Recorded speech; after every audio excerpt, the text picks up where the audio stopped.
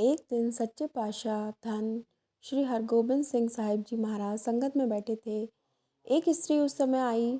उसने बड़ी ऊंची आवाज़ में विनती सुनाई, हे गुरुजी, हम पट्टी में रहते हैं, मेरा नाम देसा है और मैं जट्टी हूँ। उसने गुरुजी को कहा, सिद्धू गोत में मेरा विवाह हुआ है, आपका बहुत जस सुनकर आपके पास आई हूँ। आप सबकी आस पूरी करते हैं। मेरे घर में पुत्र पैदा नहीं हुआ है, बहुत उपचार करके हार गई हूँ। अब मैं आपके पास चलकर आई हूँ, मेरे को अपनी शरण आई जानकर पुत्र की दात बख्शो।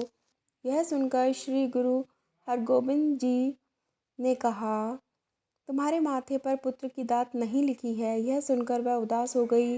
वह यह समझी मेरे भाग पुत्र वाले नहीं हैं। बहुत मुरझाई हुई किसी स्थान पर बैठी थी। उस हालत में भाई गुरदास जी ने देखा। दुखी जानकर पूछा कि क्या हुआ है, क्यों अपने मन को चिंता सहित किया हुआ है। उस स्त्री ने सारी कथा सुनाई। पुत्र की दात लेने के लिए मैं सदगुरु जी के पास आई थी। भाई गुरदास जी ने मुस्कुरा के मुख से फरमाया, तेरे माथे में लिखा दिखाई नहीं देता। भाई गुरदास जी ने उस माई को पुत्र लेने की शिक्षा दी। कहने लगे, अब जाकर पुत्र की आस धारण करें, कलम और दवात अपने साथ ले जाएं। जब गुरुजी कहेंगे कि तेरे माथे में लिखा नहीं है, तब कलम दवात आगे करके इस तरह कहो, यहाँ और वहाँ के आप ही लेखक हो।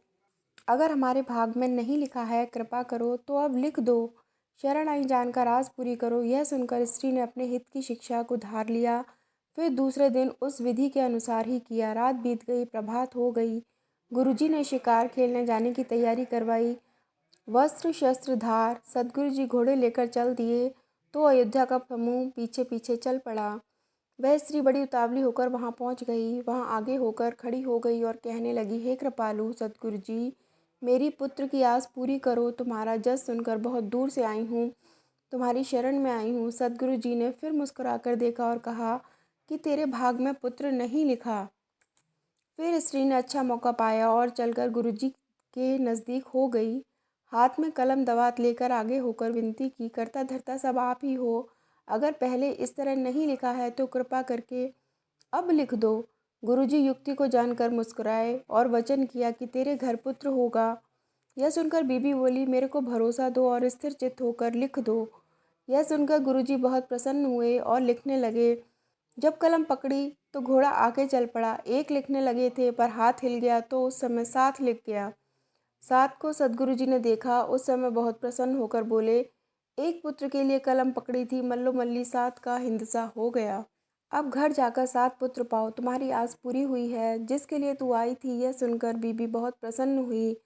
धन गुरुजी, धन गुरुजी, यह कहकर हाथ जोड़कर नमस्कार की, वर को लेकर अपने घर को चली गई। अगर आपको ये कहानी पसंद आई तो प्लीज़ हमारे चैनल को सपोर्ट करिए। Thanks for watching.